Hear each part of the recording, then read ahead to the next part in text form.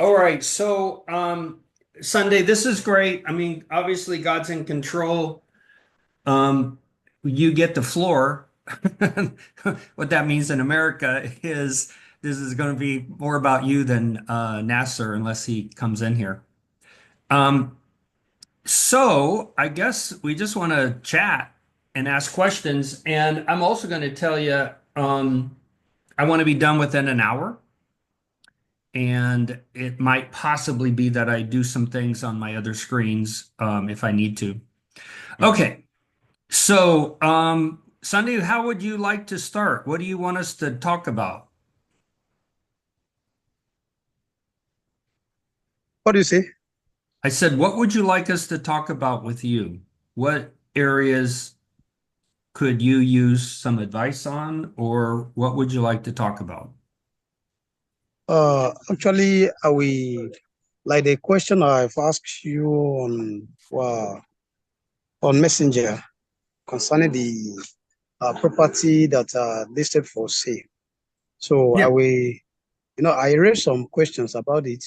So I will love you to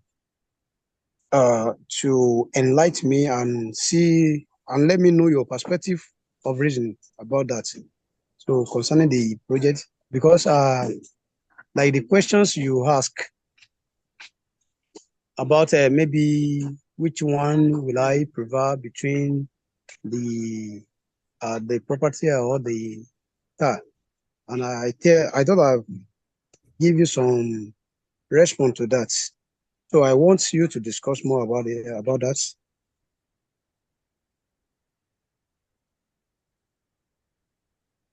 Okay. So let's do this. How about if I say some things and then you correct me if I say something wrong? All right, all right, And we'll bring kind of Ben up to speed. okay. So, what you might also do, why don't you post into the dynamic duo those photos? Well, it might be easier if I do it. Okay, so I'm going to get into your thing and we won't post the video. Let me just post some pictures into dynamic duo so he All knows right, what we're talking about. okay, okay, And then I will also give him a rundown of what you've said, and then we can talk about it. Okay, well, I'm going to go ahead and put these. I still have not watched these videos. I'm rather busy, but I'll get to them. All right, dynamic duo. Okay, so it's all there. Okay, so Ben, my understanding is he heard about this property. Somebody has moved out of the area. They're trying to sell this. I think the number he used was like 18,000 in US, okay, excuse me, US dollars. He says there's no taxes in his country for property. So I don't know okay, if there's any kind of a sales tax that's paid or how that works, but he used the number of 18,000. And then the water is a well, so there's no water for utilities. okay. Electricity would be something he would pay for, but he's essentially doing that now, right? So it's Yeah. not any significant difference. Eventually, like he's living in a really nice new kind of home that's in a compound with the owner's home, who is not living there year round but comes in and stays. So that's paid to, let's say November or somewhere around there. Um, and probably like you guys, it's an annual payment that they make. Mm. Then he has an apartment for his interns, and again, that's paid annually. It's pretty minimal type of apartment. And then he has this upper room for his prayer house that's on top of like a gas station. And that probably comes due in September, October, somewhere around there. Yeah. So there's lots of overlap. If God gave him the money and he could buy this, it's not like they have to move in right away. But he said it would be minimal work for the apartment, for the interns, and for his family. And then it would take a little bit of money to fix up enough so that his prayer house group, could meet there. Yeah. Um, so what he's thinking about, really kind of as an entrepreneur, he's trying to figure out, is this an answer to the prayer? So this is what you could speak to me. So his question was, we were praying for direction in March, and now this is what we're dealing with in April. Is this an answer to the prayer, or is this Satan's distraction? Sure. And is it really, I guess I would say, that important compared to other things? And from his side, he sees if God would do this and give him the money, it would not immediately, but when these kinds of rents come due, then he's saving money into the Sure. future. And I would just add that we've talked culturally that his culture really elevates the idea of owning property as a church rather than just renting a place. Okay. So there's kind of a status in a sense that would be there if God brought this together. And okay, so now Sunday, a question I had this morning is tell us where this is located in terms of where you live and where the prayer house is. Is this within walking range? Would we consider this to be in your ministry circle? Actually, the property located 2 or 3 minutes distance to where I sell gas, Okay. and to where I'm still we are living now, my apartment. Let me say like 5 to 7 minutes distance, walking Okay. Is this distance. Yeah. walking? Are we talking walking?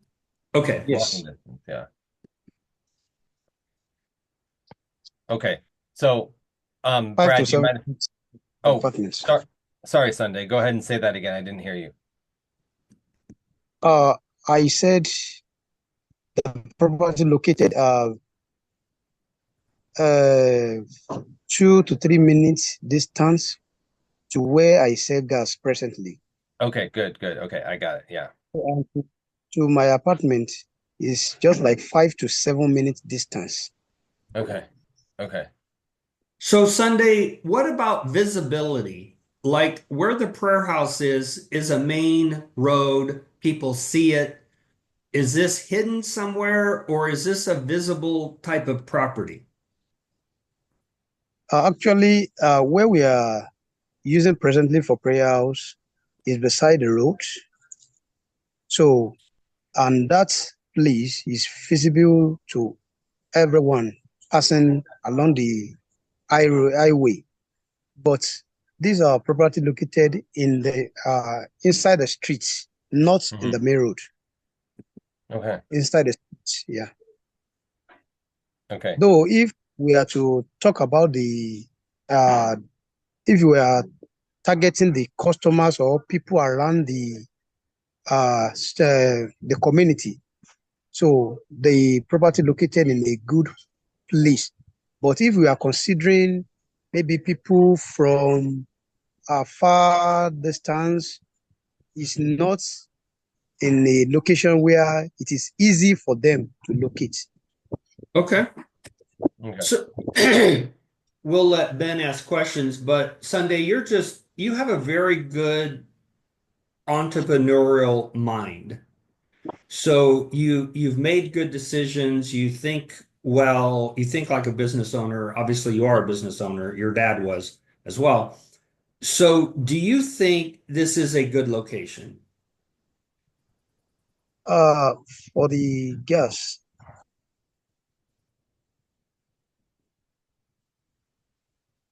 Uh, we have you frozen.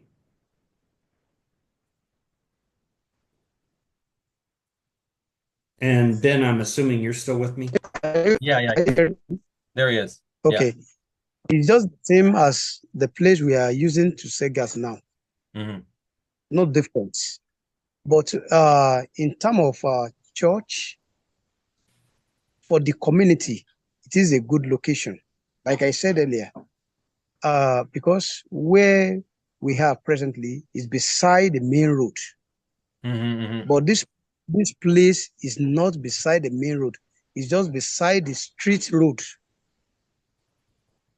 Are you getting the point I now? think we But understand. for And living, yeah, okay, so let me say it back to you. Um, Unlike the prayer house, which is an industrial building on a highway and it's a Mhm. yeah, gas station, is what we would yeah, call it in America.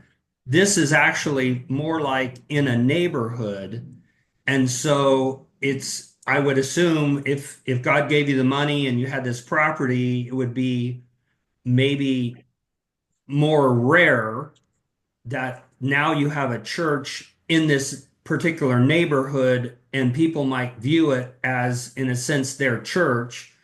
And they might think, like, why would we go to someone else's neighborhood to go to church when we could just go to yeah. this church? I mean, is that what we're thinking? You got Yeah. the point. Okay. Yeah. So now the question is it big enough? Let's say it this way. Is it big enough to have 100 people in a room? What I was thinking is, if God gave us the property, so what we are Mhm. going to do is that, with the number we have in prayer house now, Mhm. we can be using the sitting room, the sitting room of that building. But that is why I told you that we may need some money to arrange for church. So inside the garden, we can have a temporary structure Mhm. where we can be using as church.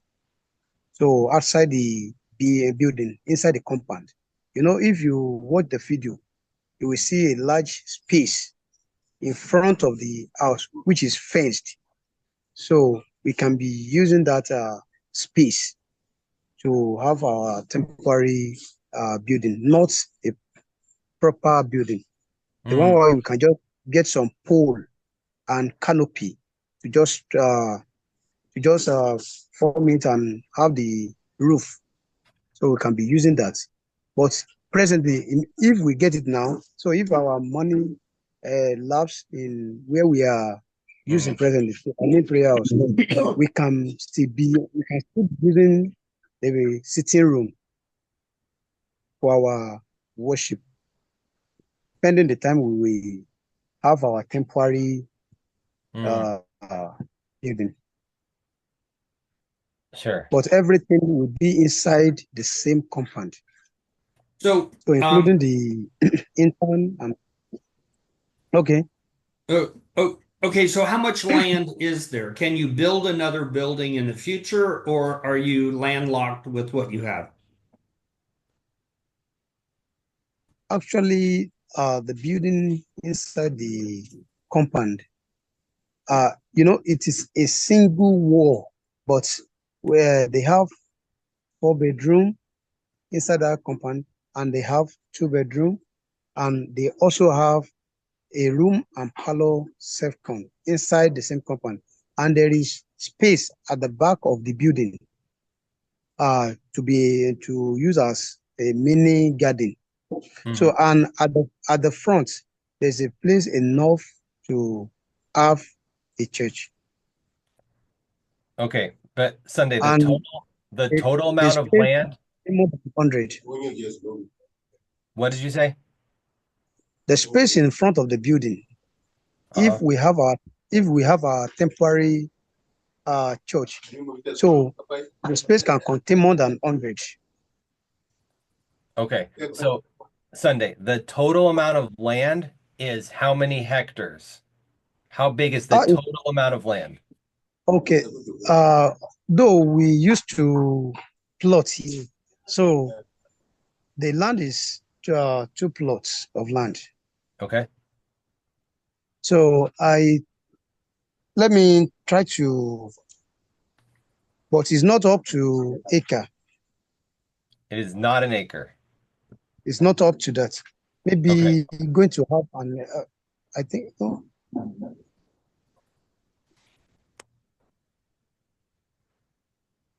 Okay.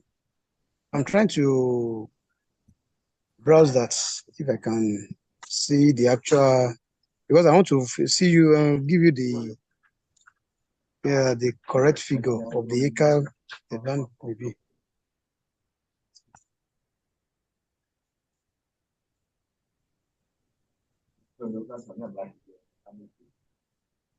Sorry. Oh, are you checking it there?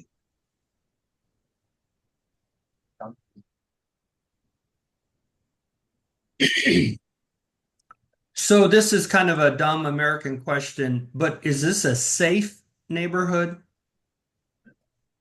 Yes. Okay.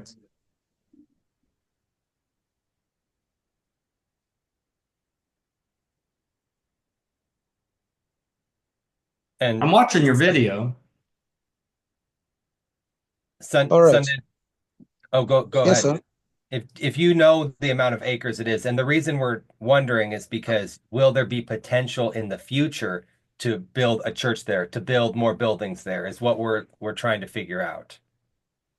That's Actually, in the future, even though if we have it, there are some places we can convert, like where I mentioned room and parlor cell, we can convert that one mhm. into church building.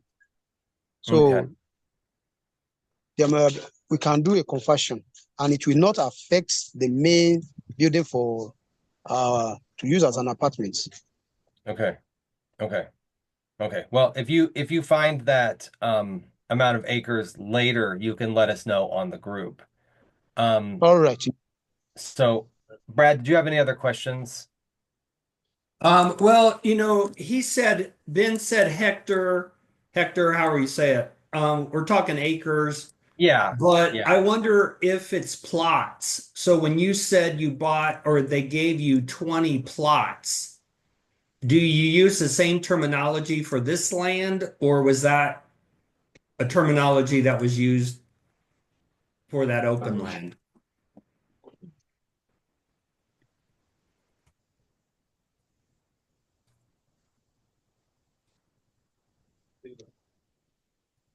I'm We're trying to not check hearing you. the. There we go.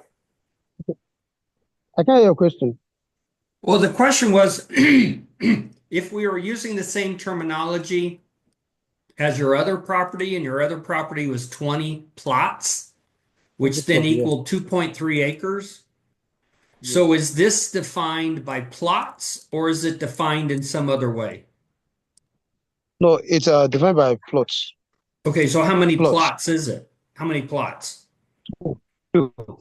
Two plots. Plots, yeah. Okay. Okay. So I wrote down two blocks, but that's not right. Two plots. Two plots. Okay. So it's really a tenth of the size of the other property. What is it? It's one tenth the size of your other property. Your other property is 20 plots. This is two plots. Yes. Okay.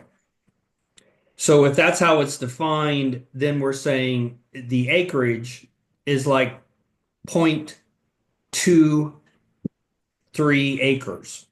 I mean, just to help us understand it. That's what a plot would be. Okay. I'm trying to ask Chat GPT if you will give me the right answer. Yeah. Gotcha. Keep doing that Sunday. That seems accurate though, Brad. Because I did see that I said hectares, but I Yeah. did since then I looked online to see if they use hectares in Nigeria, and no, they don't. They use acres, which is Okay. um yeah. I just always assume the rest of the world uses hectares, Yeah. because that's based on the Yeah. metric system, but not Nigeria. So Sunday, what Ben and I talked about yesterday, and I like this idea. I do not know if we're going to get any money for anything. Okay, so if God gives us money, that's what He's able to do. But I'm kind of thinking that what I might be talking about is $30,000 as a maximum amount, and then you use it however you want. Okay, so instead of saying, "Oh, you got to buy a car," I'm thinking if we were to give, if God gave you $30,000 and it all worked out, which we don't even know how we would get the money there, right? So that's a big deal. If we get somebody who wants to give you the money, you're going to have to do some work on your side to figure out what's the best way to receive that kind of money. But if you receive 30,000, then I'm thinking you have the money to do this, you have the money to perhaps do some minimal repairs or cleanup or whatever needs to happen. And then you're back to your original idea that maybe you could buy a used vehicle that will help you solve your car problem. But I would say if I'm dealing with someone who is not really looking for their name to be on something, like there's a lot of giving that happens where the donor wants to be recognized, right? So then, Yeah. their name would be on the property in some way. I don't have somebody like that, but if we could mentally think that what we're really doing is perhaps buying this property in honor of someone who has died, and then we're giving you enough other money that you can do a whole bunch of other stuff, whatever that would be. And then you have to decide whether you have enough money to have a car and what kind of car that is. And where I said to you before, we don't want to buy a car in memory of somebody and have it break down, every week, and now it costs us more money. But Sure. I think what we could do is see this property as really a major legacy of the donor recognizing her husband. And then you got plenty of cash to do some repairs or fix it up or buy that canopy or Yeah. whatever you want to do. And then perhaps there's money that you could buy a used car. So does that sound doable to you? Yes. Yeah. So I think Okay, so the acre is maybe, but I'm not sure. Maybe 0.33 acre. yeah. 0.33. 0.3. Okay. Similar to what Okay. you found, Brad. Yeah. Okay. I Okay, don't know, maybe so that is Ben, it's an unusual situation for you because it's not like we're trying to get 100 people to give money for this Sure. project, right? Sure. Instead, we're dealing with perhaps the opportunity that someone may be led to generously solve the problem the way I just described it. Yeah. But and so then, you come into play by telling us it would really be better if you had 100 people or 50 people or 20 people or 10 people or whatever instead of Sure. one. And there's lots of opportunities to try to develop that, in other ways. But what are your thoughts on this project? So as you're hearing all of this, and of course we're not there, we don't see it, but Hmm. what do you think about as you're hearing this? Yeah, I mean, when it comes to these types of things, I like to look at, what are you spending currently on rent? And I have these numbers from what we talked about already, Brad. He's spending $500 a year on these rents, and so this property would eliminate those essentially, and at a cost of $18,000, which is, I think, 36 times 500, which that's normally when you're talking a buy versus a rent, those numbers work. It Okay. would save you money. You'd be able to use that money on other things in ministry.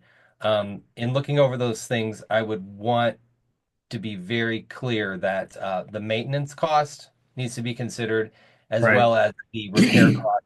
Most of those roofs, the roofs that I looked at on those pictures and videos, they were pretty rusted, and so that's something that you need to consider as well. Sunday, you need to think to yourself, how much is it going to cost up front? And this could be part of that $30,000 to get this to where it's maintenance free. And, there's no such thing as permanent maintenance free, but you can put some money in at the beginning to make sure that it doesn't have those problems. Medium term, long term, of course, there's going to be maintenance, but short term and medium term, we want to eliminate problems because that's just less stress that you're going to have to deal with when it comes to fundraising, less stress that you're going to have to deal with when it comes to where is that money going to come from the family money, from fundraising, those types of things. So I do want you to spend some time thinking about, just come up with, if this property, if you could fix everything on this property, how much would that cost? And then that's going to be added, of course, to the upfront cost. So, maybe it's put in 5,000 and everything's pristine. I don't know. That's what I would encourage you to do with this property. Okay, so that's number one is, it does seem like a good investment based on what you have um, currently, your current payments per year on your rentals for your interns and for the prayer house. Seems like a good investment for that. But I do want to encourage you with that. What is it going to cost extra? What's the maintenance going to look like? Okay, so that's one. The second thing is the car. So picking what does God want you to do with money? Because, that's going to happen. You're going to get one-time gifts. It's like you could do this or you could do that. So really that's where I guess your, I don't know, return on investment in ministry. I don't know if there's a term for that. Maybe there is. Maybe I just don't know it.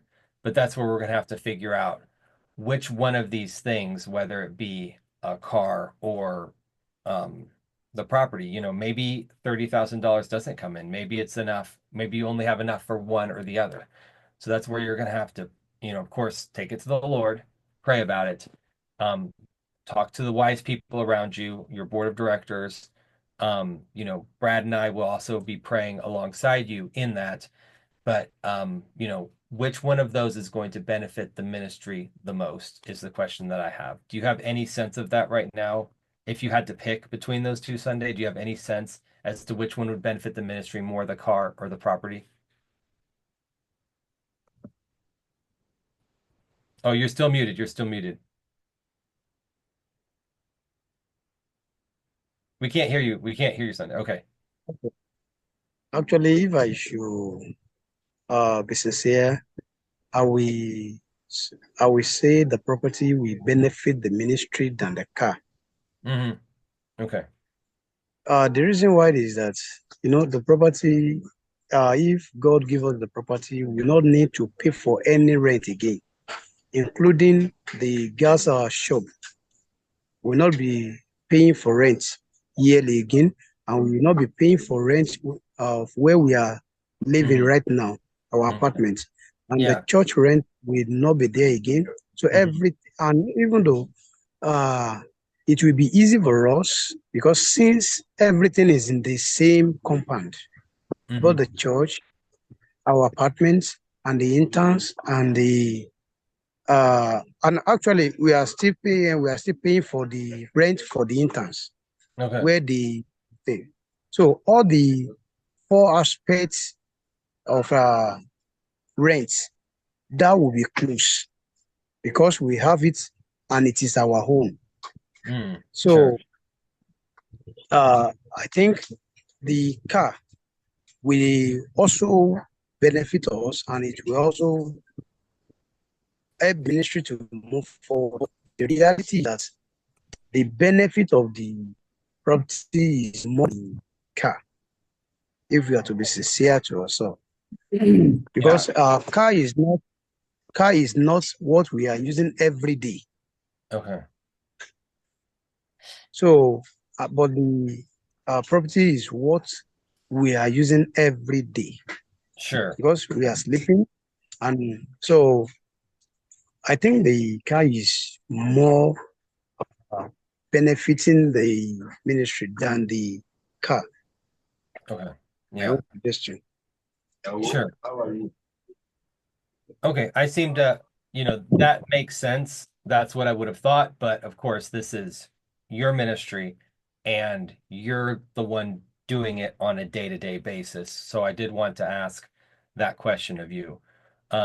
Still, a matter of prayer, of course, we want to know what God has to say because God could have something completely different, completely new in all these areas. And so I just wanted to, I guess, bring that up. It's like a lot of times we do have that, and even unbelievers, not unbelievers, I'm sorry, retract that statement. Even people that are in full-time ministry have that question when they get money, they get bonuses. It's like, what are they going to spend their money on? It could be this or that.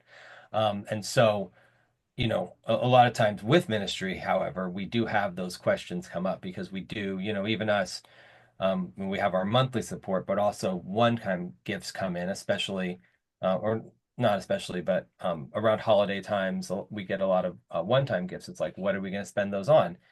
We have the same questions. So, that's just what I wanted to bring up to you is like, okay, let's take it to the Lord. Which benefits the ministry more because this isn't the only time this is going to happen. At some other time in the course of your ministry Sunday, you're going to get one-time gifts. Um, so yeah, Brad, did you have anything else on any of that?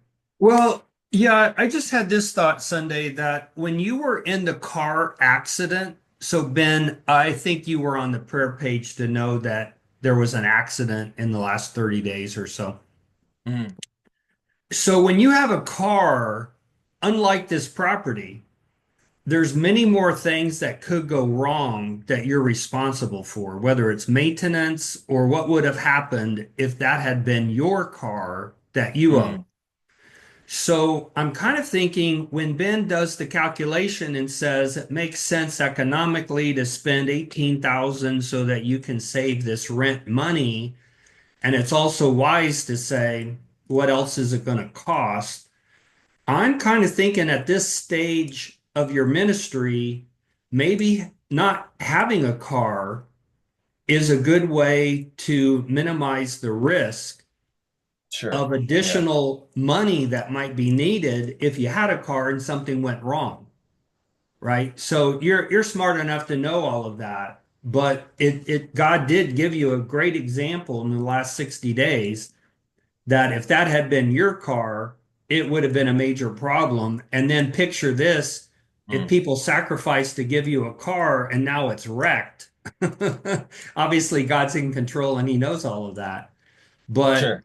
it's a lot different in buying this property. And then if you're not prioritizing a car, but you had the money, cash flow to go for the next year or whatever with renting vehicles and having other people carry that risk. I think Ben's right. The more money that you could put into this property to really present it Yeah. well would be really important. And so I said one time in my book that one of the principles I was taught was that quality produces quantity. And Hmm. I think that's true in your culture as well as our culture. Sure. So the more that you could take this property and give it the appearance of quality, the more attractive it is for people to go there. Sure. So Yeah. Ben, you test that out. Would you say that principle is true in Latin America? Yeah, definitely. So with my personal experience, what it's been is when you go the cheap way and you buy the cheapest materials, you're ending up, spending a lot of labor and money repairing those things, short term, medium term. And so that's why I wanted to, when I mentioned, the rusty roofs, I said, short term to medium term, you should be good. And it's, of course, you're never going to get away from maintenance long term. But yeah, Brad, that definitely does resonate with me. And something I thought of when you were saying that too, Sunday, is, maybe you would consider what it could look like, what kind of monthly support you would need in order to maintain a car, in order to set aside money for those minor accidents or not minor accidents. And so you could say to yourself, you could, and test this, go before the Lord with it, of course, go before your board and say, hey, I would like to buy a car. What do we think? What do I think? What is God telling me? I need monthly support in order to have that car. And then when you hit those numbers, when you build the monthly support, then you can say, okay, now I feel comfortable having a car. I don't know if that's something that you think you're in agreement with, Brad, but I really think that if you picked out, maybe it's, if you were getting commitment for $300 a month monthly support, then yes, it's time to pull the trigger on fundraising for a car. But, without cars, man, cars break down a lot. You get into minor accidents. They need they need monthly maintenance so that they don't have major breakdowns. And so, I would say that thinking about it again, I would say that you would need to make that commitment that I will raise money for a car once I have a certain amount of monthly support dedicated to that. So I don't know what you think about that, Sunday, but that's the advice that I would give you. I'm going to add something to that. So I put this on Nasser's prayer page, not in this specific context here, but I think it was December. I was meeting with a friend of mine that is using his business to fund third world ministries that he's been associated with. And he Mm, was telling me about a Filipino church that wanted to buy their pastor a car. And this was someone he knows. So he has done international travel, and now he's supporting people that he had met through his travels. And he was very pleased that he was able to talk the pastor out mm. of refusing that. Because he Oh, I said see. it's going to cost so much money to maintain, and then it breaks down and all this kind of stuff. He said, you don't need that in your life. It's nice that they want to do that for you, Mm, but, and it was like $5,000 or some amount. I mean, it wasn't like a new car, but he just said in his experience, he hates the idea of these ministries buying cars because there's sure. so much more involved in the cost of a car. Mm, And, comparing that to this building, at least in yeah. America, we would say, wow, that's a good investment. It's much more likely that it's much more likely you're not going to have a tornado and blow it away. I mean, that's what we deal with in the Midwest, right? But anyway, I'm not discouraging you. I just, want to throw all of that in. And then you also have to understand your whole life as we described it is one miracle after another. Sure. And I think it's going to have to be really careful that if God gives you this, we would step back and say, how is that even possible that 2 years ago or 3 years ago, this wasn't even on the radar screen of what you would be praying about. Okay, so now to Sure. balance that, you have to be careful that you don't move so far ahead of what God is wanting to do that now you've obligated people and God to do your dream instead of waiting for God's dream. Hmm. So, and I'm going to put it in this context because this is how I thought a lot. For part of my life, I was involved in thinking through planting churches. Mm, And some churches get started and they have an overemphasis of missions and giving money away, and that actually prevents them from growing. mm. Yeah. Okay, so if we think about it like a business, if we're starting a business, we can either dilute our capital and have multiple projects and we never get anywhere, or Hmm. we concentrate our capital on what we're trying to do and what we do best. And then if we can grow that into a business, now we can branch out and start doing other things. So Hmm. there's actually a church strategy that on one side of the equation are people that feel like as a church, they have to tithe 10% to other people. And, maybe they have missions, as a focus. And from the very beginning, they have all this, I'm just going to say distraction Mm. of what they're trying to do.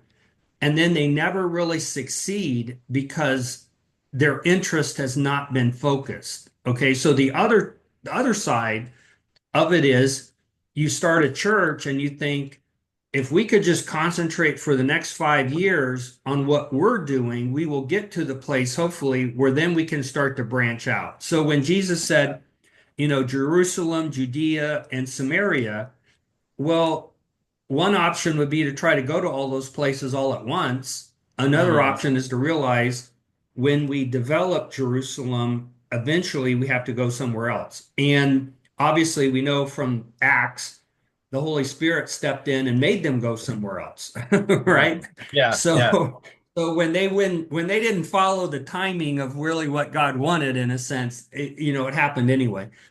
But I really respect and appreciate that from your very beginning, you've always been focused on helping, the poor and the needy and the widows, and all that stuff is very, very good. But I'm just applying it to this situation that if you get $30,000, you need to focus like a laser beam kind of, and how can we use that money to really build the prayer house? And would having a car dilute that focus in a sense of what could happen? And it's Yeah. more than just fixing this place up. So if you had the money that you could start, like you would have a sign. Okay, how much does that cost? That costs something. Okay. So then would you have some printed material that you could be handing out? Would there be some marketing budget that you could go door to door in this community and let everybody know what's happening? Everything you do costs money. So could you pay to be on the radio? You need to start evaluating, would marketing be Mm, more productive than owning a car? And I think that's probably what we're trying to say in all of this is we have to trust you to make those decisions. But as a young person who has so many blessings, you also need to step back and say, I can dream of all kinds of things. Like if I'm you, I could say, I could dream of 100 things I could do with money. But mm, that's not going to help you succeed. You need to think of one thing that you can do and make sure you do that well. And mm. then hopefully God helps you to grow that so that then you can do other things. Okay, so I know I'm talking too much, but this helps. Here's a story. I heard the guy who started Tom's Shoes. So Mm. I don't expect Sunday to know this, but do you recognize the name Tom's Shoes, Ben? Yes, yes, definitely. Okay, so Tom's Shoes is a deal Sunday where this guy, he was the first one probably to think of this. Now there's gobs of companies like this. He makes shoes, and for every shoe he sells, he gives a shoe away to a third world country. And that's been his business model. And the guy made money in other businesses. He's a young guy now, he's probably older. But when I heard him speak the first time, he was probably still early 30s, maybe late 20s. And he had made some money in technology businesses. Then he started Tom Shoes. And he was speaking at a conference where he said, I've been criticized by why didn't I just give this money away? When I Mm, made all this money in my other business, why didn't I just give more of it away? And he said to us, it was a leadership conference. He said, I've done the math. If I would have given my money away as a charitable gift, I could have given away so many shoes. But he said, I now have a very productive business that is giving away this number of shoes mm. every Yeah, year. And it's yeah, much, much more sustainable and much bigger than what would have happened if he had just given it away. sure. And so that's what we're kind of talking about. In fact, Ben really has this passion when he wrote that material for Global Impact Team. We want to do things that are helping you to create sustainability Hmm. than just have a flash in the pan. That would be our culture saying you could have a big splash, but then it goes away. So Hmm. if God gave you 30,000, how could you use that in a way that creates a sustainable ministry instead of being able to do lots of things, but it's really not helping you grow the ministry. Okay, you Yeah, get the idea.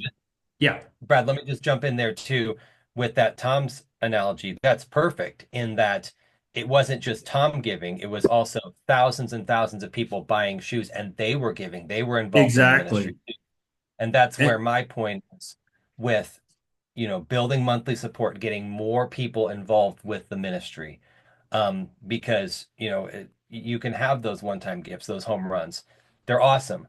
But also the day-to-day people that are donating on a monthly basis, Sunday, is what I've been, I always pound home with people that I coach in fundraising. It's, are you doing your little things well? And that's one of them, is just cultivating those relationships to where you have monthly support. Awesome. So, Brad, do you want to Sunday is do you want to say anything about any of that stuff? I want to just kind of talk about what we talked about last time I was here. If you wouldn't mind doing that at some point. But do you have anything to say about what we've said at all so far, Sunday? Actually, I really get the point, and I will work on them. And it is a good advice. So I will work on them. Though, like the story that brother just mentioned now about the company we produce our shoe. I think Hmm. you have shared the story with me, if you remember. So, and I've learned a lot from that story because if I have one, just a single thing, and I dash it out, how will I use that single thing to multiply and be able to give more? So, but if I use the only one that I have, if I use it wisely, Hmm. and yeah, I multiply it into two, two plus two, three plus three, and I'll be able to give more than one in the future. So, and I also learn to be focused on what is much important. So, Hmm. thank you so much. I really appreciate the advices. Hmm. Hmm. Okay, Ben, you got 20 minutes or whatever, but I'm going to shut down my part in at 9:30. So you Okay. wanted to kind of bridge and to talk about what we talked about last time. So what are the big, let's do it this way. Ben will relate to this. So there's a guy who talks about ordering your life to where you put the big rocks first. Okay, so if we have a container and we have sand and we have rocks. We put the rocks in first and then we put the sand on top of it. And that's how you get everything in. If Hmm. you put the sand in first, you're not going to get all the rocks in your container. Okay, Hmm. so I think what Ben wants to talk about are what are the essential rocks that we have to prioritize in a ministry, and then Hmm. that's what we're kind of focusing on as we build this kind of like foundation. Let's Hmm. get all of those rocks in place.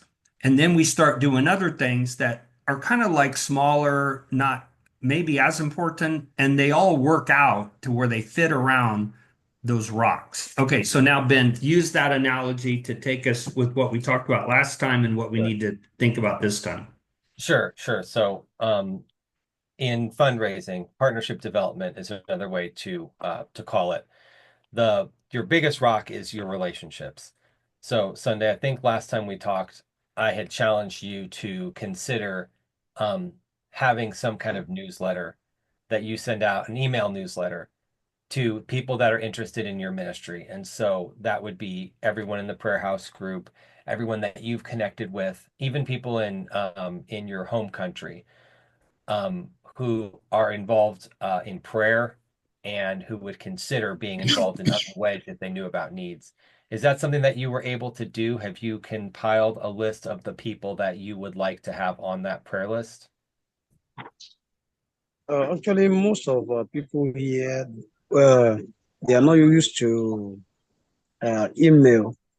Hmm. Many people use to Facebook. So Okay. Facebook and WhatsApp. So that's Okay. what Okay. many people are used to.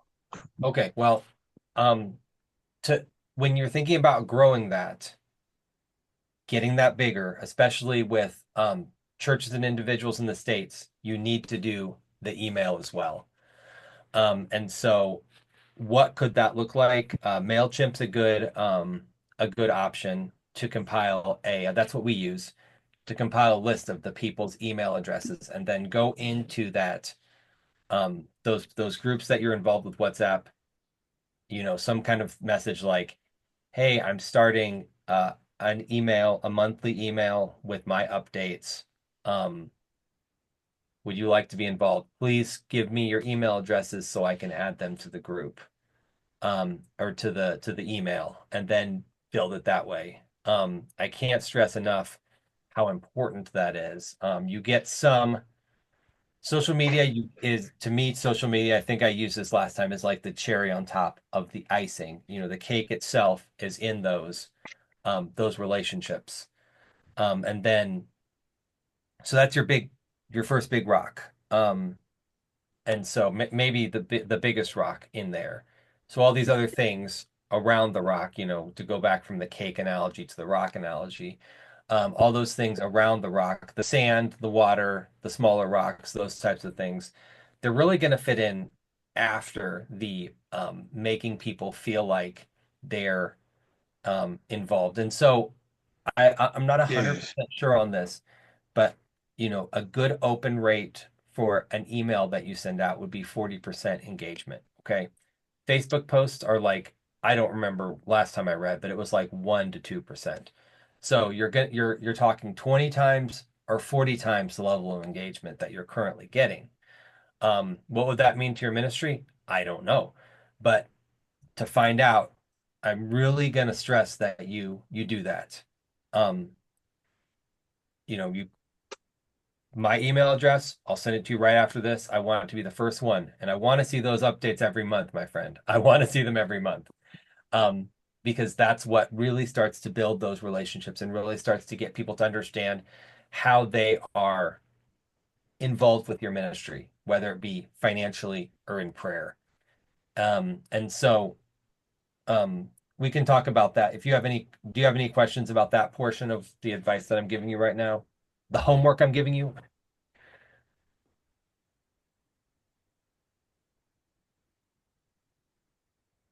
Sunday, do you have any questions about that at all? No. Okay. Okay, Okay. Sunday, I want to say Yeah. something. So let's say you have WhatsApp and you have, we'll just say 20 people on that, and they're all in the prayer house. Okay. How many of those people use email? Actually, most of people on WhatsApp in our prayer house, some I almost all of them have email, but they are not used to it. Okay. Okay. So here's what's important for you to know. In What is it? America, here's what you need to know. In America, if there's 20 people on your prayer page, no one uses WhatsApp. Okay. I only have WhatsApp because Wilson wants me to have it. And I don't pay attention to it all the time. Hmm. Okay. So when Ben says you need an email list, what you need to understand is that's how you communicate to people in America. Okay. And it's probably true, like one of the prayer partners is my aunt in Australia. She's not using WhatsApp. So Facebook in America is dying. Hmm. Okay, so it may be important in your culture, and it's like, oh, this is cool, and everyone's kind of like into Facebook. That's not what's happening in America. People have moved away from Facebook, particularly older people, and they're looking for, like in what used to be Twitter. They're on X or something. But even in X, there's not a lot of exchange that would take place in the same way that WhatsApp would. Okay, so all I'm Hmm. saying is it's the light bulbs kind of coming on for me that you may not be seeing the significance of the email because your people and your culture don't use it. Hmm. But the things that are important to you and your culture, we don't use. I would just as soon delete WhatsApp. Okay. I don't need another means of communication. My wife wants me to take Messenger off my phone. She doesn't like the fact that I still use Messenger. She hates it. Okay. Well, uh, I actually use it a lot because it's easier for me to stay on Facebook and deal with somebody on Messenger than it is to get off of Facebook and go into WhatsApp. Okay. So you get the idea. So I think what this is really about is not getting your Nigerians to use email, but recognizing that Americans need email if you want their attention. I'll work on that, Okay. Yeah. Okay. and I will post that on our prayer group to ask for people's email address where I Sure. can be dropping the email later. Yeah. Sunday, I'll Yes. I'll send you the link to the Mail MailChimp, team. which is the email.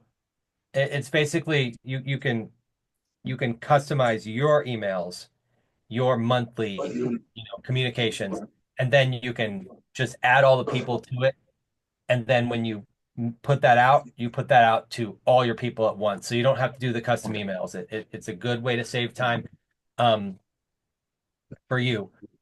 So that's one, which is the email list. Okay. The second thing that I'm going to ask you, were you able to read the book or at least start some type of fundraising book or material? The God Ask is what I said was a one that's available and an easy read, but there's other ones too. Were you able to do any of that? I was able to read. You mean the book you sent to us then? Is that is that the one that we talked I about, Brad? which book are you Um, talking about? yeah, I would have I don't know that I would have had a whole lot of content, but Sunday is talking about I did post a couple chapters Okay. and it was the initial kind of thing. Okay, so now Ben, on that topic, I've been doing a lot of AI where I Okay. ask summarize the book, what are the top 10 lessons from the book or whatever we would say. Oh, cool. Yeah. Yeah. I mean, for people who don't have the money, he doesn't have the money to go buy the book. Okay. Okay. And Yeah. and the whole book is not a free PDF. Sure. Yeah. Yeah. Yeah. So have you used AI to kind of summarize things like that? I've heard of it. I haven't personally myself, but I've actually there's a podcast I listen to that does that every day. He has one book summarized Yeah. and it's like a 6 minute presentation. It's kind of a cool thing. Okay.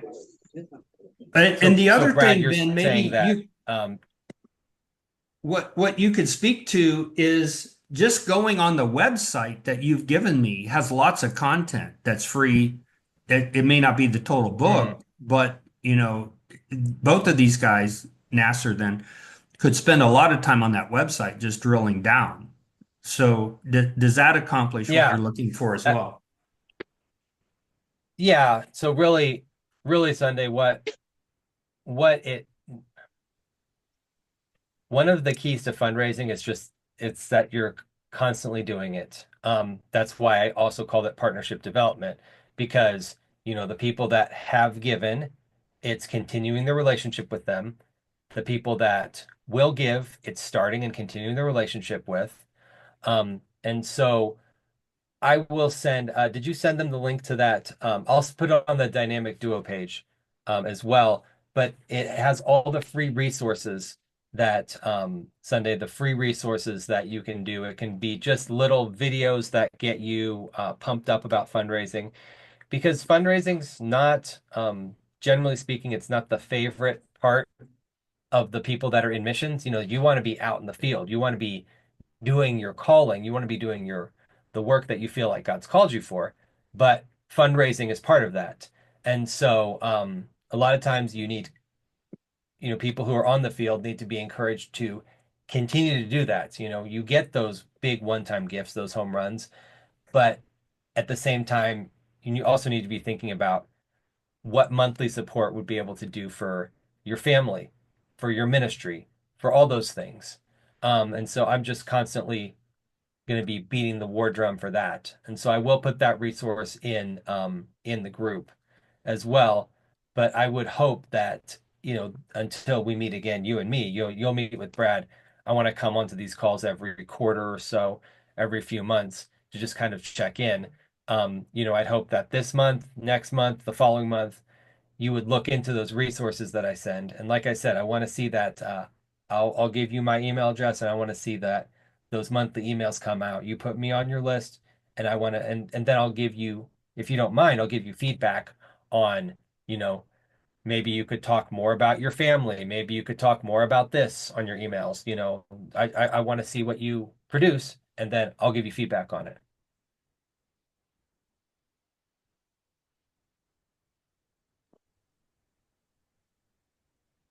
And Sunday, Ben and I were Okay. talking So, about this. so yeah, Go ahead. no, no, no, I wasn't going to say anything. I don't remember what I was going to say, but go ahead, Brad. Ben and I were talking yesterday, kind of by mistake, but it was really a God thing. Um, he was just telling me of other people he works with where he's had to tell them every time they do their monthly email, don't ask for money. Okay, so that's not what this is Yeah. about. What Ben is trying to say is you're using that monthly contact to help prayer partners know you better, know your family, pray better. If we could say it that way, more informed. Mhm. And Sure, if sure. every now and then you ask for money, that's great. But if you're asking for money every time they open an email, they're not going to be opening emails, right? So, Yeah. so this is really developing relationships and trying to enhance that. And I'm thinking if I were in your shoes, I would find a way to just cut and paste whatever, is appropriate from the Hmm. email blast to put into WhatsApp. So you need to communicate with your culture the way that they want to be, informed. And we're just trying to tell you if I lived in Nigeria, I'd be pretty excited about Facebook, but when I'm living in America, I would just as soon never see it again. And really the Sure. only reason why I'm there is because of you and Nasser. Okay, so, unfortunately, that gets me deeper and deeper into it, but I think it's the right tool for what we're trying to do. But I think that email idea is trying to reach people with what they really want to see and not like, let's say Sherry. Okay, so I add Sherry to all this stuff. I don't expect her to actually be in Messenger reading things. It's not going to Mm, happen. sure. My brother would never do it. Okay. An email allows you to be very precise, and everything you want to say is said on one page. When we Sure. communicate in Messenger, we're communicating today in an hour and a half, and we could have read it in 10 minutes if it was an email. I mean, that's kind of how it works, right? So, so if we're appealing to the donors, I can see where Ben is saying the email is the format that really helps Mm. people to, maximize their time, read what you want to say, and be done with it. And they want to read it in 10 minutes and be done. Yeah. So I will echo that, Sunday. And I know I mentioned this last time we talked. Um, be very careful in your email updates how often you ask for money, because there's a lot of people get into that mentality where it's like every month there's an emergency, every month they need money for something. Don't fall into that trap, because like Brad said, people will, they're gonna it's just gonna be another ask. And if God has a project and you want to mention that, and you feel like God's really leading you to talk about that project, do it, but do it sparingly. Maybe once or twice a year you can have those types of projects in your email. But the point of the email is to have people feel like they're connected with your ministry, and also to, God willing, people will respond. You can say something like, "Hey, and how can we be praying for you? How can we be involved with your life?" Because it can't just be, or it shouldn't just be where donors are just sending money and sending money. It has to be a relationship. You know, you should know what's going on in their lives. You should know what's going on in their families, in their jobs, the big changes that are happening with them. Um, and that's where the relationships really start to develop. especially at first, when money's not involved. You want people to you want to be involved with people's lives. You want to let them know that you care about them and you want them to care about their ministry. Anything related to finance will be a natural outgrowth of that relationship. Does that make sense? Yes. Okay. Okay. So, I'm just looking, we're about out of time, Brad. I will send, and I saw you sent some more messages to that group, Brad. Anything that you didn't send to the group, I will. Okay. Very good, guys. Hey, Sunday, how about if you close us in prayer? Okay. I'll pray. Father, we thank you for how you have guided us throughout this discussion. Thank you for the wisdom that you have released. Thank you for the knowledge. Thank you for our life. Thank you for how you are directing us.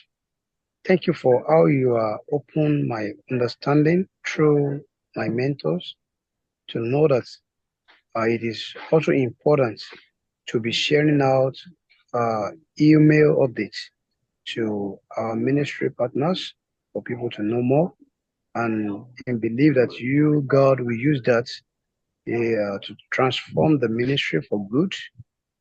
Thank you for your faithfulness over our lives.